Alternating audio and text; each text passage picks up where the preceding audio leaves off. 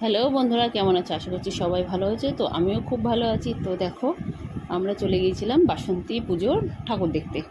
তো এটা ছিল রথতলায়।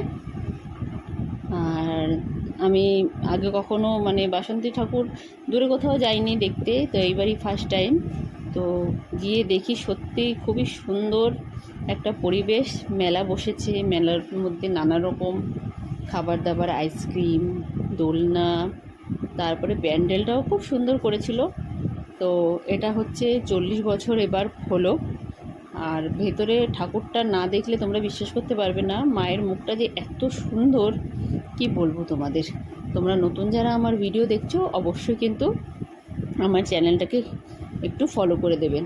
আর যারা ইউটিউব দিয়ে দেখছো তারা অবশ্যই আমার চ্যানেলটাকে একটু সাবস্ক্রাইব করে দেবে।